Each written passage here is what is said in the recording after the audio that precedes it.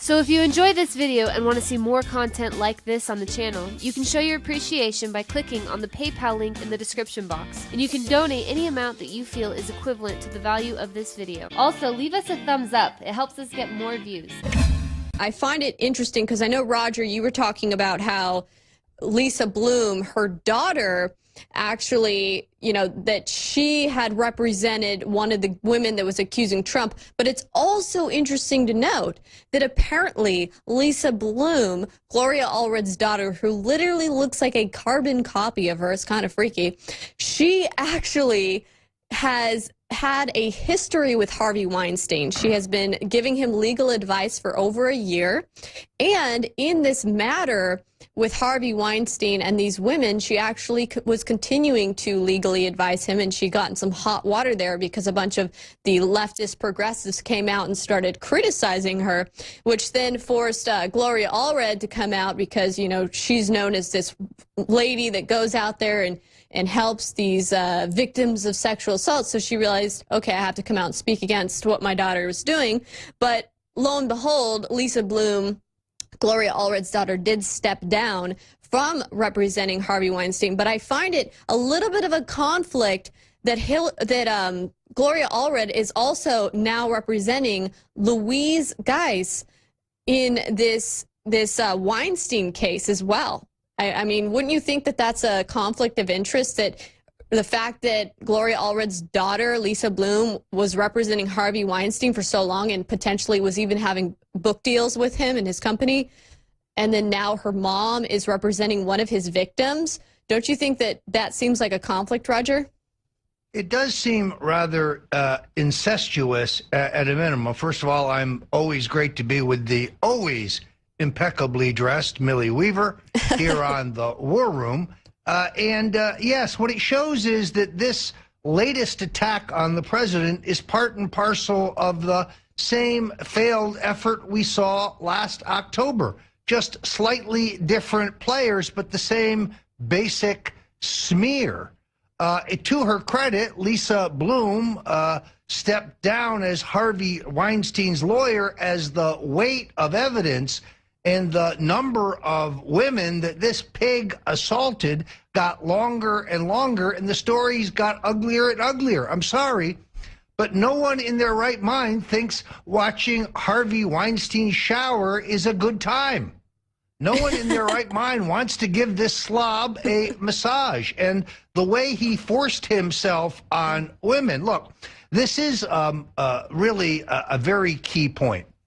During the campaign for president, the mainstream media, particularly Chris Cuomo at CNN, tried to characterize Bill's past antics as infidelities and indiscretions.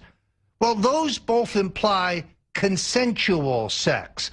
I have no interest in consensual sex among adults. I'm a libertarian and a libertine. The issue here is quite different. It's violence against women. It's sexual assault. It's non-consensual sex. That's why I wrote The Clintons' War on Women, to document the story of the Carolyn Moffats and the Christy Zurchers and the Sandra Allen James, as well as the better-known women who were assaulted by Bill. Let me say this. Juanita Broderick is a woman of extraordinary courage to step forward and level the deadly accurate and detailed charges that she has made. And Aaron Klein has been, in my opinion, a brilliant journalist in documenting every bit of it. But in the 1980s, when there were only 3 television networks, and when the cable news networks were still relatively in their infancy, there was a mainstream media blackout of all of this information. All 3 networks knew about Juanita Broderick, but only one, and then only under extreme pressure, decided to air the story. And then they didn't even air the entire story. They told the story of Bill's assault on Broderick in a Little Rock hotel room, where she had been lured with the promise of a state job an appointment. She ran a very successful nursing home owned by her family. After the assault by Bill Clinton, that nursing home would come in for rigorous state regulatory harassment. But none of this, of course, was covered by the mainstream media. If you go to my book, The Making of the President 2016, How Bill Clinton Orchestrated a Revolution, I dedicated this book to Juanita Broaddrick. She is a woman of extraordinary courage, and I believe Juanita. You should, too. Millie, what's your other takeaway from this? Well, there's no question that the accusations against Bill are a lot more serious than any of the accusations that have come forth against President Trump. His are just, really things like, oh, he kissed me without asking and things like that. Whereas we're talking about Bill Clinton, women coming away with their lips almost bitten off and being bitten and assaulted and beaten.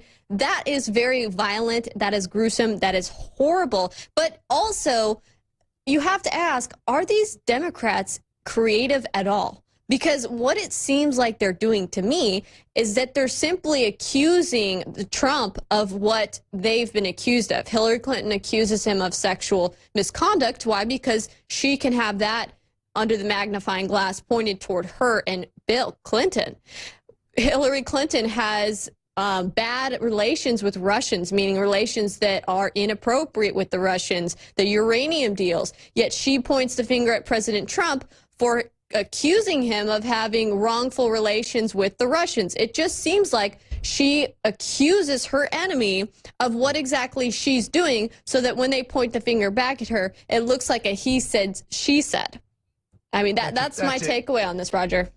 I think that's exactly right. We've seen it in the Russia thing. We know that it is the Podestas and the Clintons who've made millions off their relationship with the oligarchs around Vladimir Putin. So what better way to distract the American public than say, oh, look over there, Donald Trump, he's in bed with the Russians. It's a canard, a myth, a fairy tale, a fraud, a steaming place of horse pucky. It's not true. Yet you have Congressman Adam Schiff once again flogging it in the op-ed pages of the Washington Post. Well, Hillary Clinton made an appearance on Four Corners, the Australian news show, where she slammed Julian Assange. She called him a nihilistic opportunist who does the bidding of a dictator. I mean, those are some pretty harsh words coming from Hillary Clinton, of all people. But if you ask me, in my opinion, this whole situation here where you have these trumped up sexual assault charges at Trump, accusing Trump of being a sexual assaulter, that seems to me like Gloria Allred, in my opinion, is a nihilist opportunist doing the bidding of Hillary Clinton, who acts like a dictator and there's been all kinds of accusations against Hillary Clinton mistreating her staff, throwing big temper tantrums. I mean, she acted like a dictator when she would sit there in her fancy tent and leave her fans out there for hours in the blistering heat. It's ridiculous.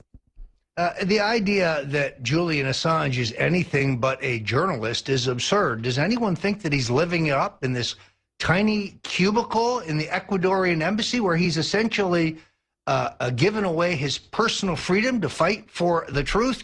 There is no evidence whatsoever that he is a Russian asset. When asked about this before the House Intelligence Committee, FBI Director Comey said, yeah, we think they use some kind of Russian cutout. This is nonsense, baloney, horse crap. It's false.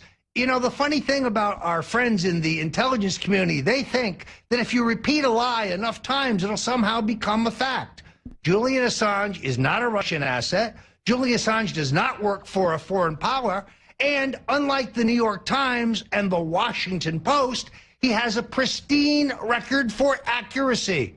Nothing that WikiLeaks has ever published has proven to be false or inauthentic or forged or not real. What bothers the deep state is that he is exposing their deepest secrets of corruption and outrageous conduct contrary to the public good. And that drives them insane. We know for a fact that Secretary of State John Kerry visited London to try to convince the British government to rescind the diplomatic recognition of Ecuador for one day so that they could storm the embassy and arrest Assange. We know from the WikiLeaks disclosures that Hillary Clinton proposed hitting the embassy with a drone and killing Assange. What are the deep secrets that this man has that so deeply disturb the deep state and their allies and handlers of the Clintons? I'll tell you what it is. It's truth. That's what's driving them completely insane. Millie? They're terrified of the truth. You nailed it. That is exactly what it is, Roger. And what have they accomplished? What has the deep state accomplished in all of this? Well, it's quite simple. When's the last time we've had anyone talking about on the news about Hillary Clinton and her emails, her mishandling classified information? We've completely gotten off the trail of Hillary for prison, and we're so busy caught up with Trump and these allegations of Russian collusion. We're caught up with these allegations of a sexual assault or sexual abuse headed by Gloria Allred, who's campaigning for Hillary. I mean, give me a break. It's ridiculous, and it's all just to get us off of what Trump said he was going to do. When Trump was campaigning in the debates, he said, yeah, well, if I'm president, you'll be behind bars. Trump has not even been able to go after Hillary Clinton and her crimes, let alone Barack Obama's crimes and Fast and Furious and all of his scandals and mishandling of federal funds. We haven't been able to have any justice when it comes to these Democrat politicians that literally get away with murder. I mean, it's insane how much they get away with. Yet everyone wants to sit here and nitpick Trump to death. And I think the American people see it, and they know what's going on, and they're sick of it, and that's why it's falling on deaf ears. It's like water off a duck's back. Well, in her recent book, What Happened, which you can find in the fiction section at Barnes & Noble, Hillary Clinton assaults me by name and describes me as a bizarre character. Baby, look in the mirror. You are a mean-spirited, foul-mouthed, greedy, entitled lunatic with an ability to essentially suspend any belief in the truth. This woman lies with a straight face better than anyone I have ever seen. She's delusional. I don't know who wrote this book for her, but it's a piece of garbage. At the same time, I'm highly, highly honored to be attacked by name in the book. Let's clear this up very quickly. No, I didn't know about the hacking of John Podesta's email in advance. There is no proof whatsoever of that. No, I did not know the source or content of the WikiLeaks disclosures in October of last year. There is no evidence to that effect. And as far as Guccifer 2.0, you can go to the Infowars.com site now and see an extended piece posted 2 days ago proving that he is not a Russian asset, not a Russian hacker. Complete nonsense. In fact, I've come to the view that the Democratic National Committee was never hacked at all. We know that the DNC wouldn't allow the FBI to examine their servers. The reason for that is because it would prove that they had never been hacked. No, folks, it was an inside job. If you're interested to learn how to create content and spread content, we'll show you how. Go to the Operation How YouTube channel, click on the About button, and then click Message. Send us an email. If you want to engage, become an info warrior, we will train you up. If you like this video, make sure you hit the like button and also subscribe to the channel and hit the bell icon below the video to get notified when the latest new content drops.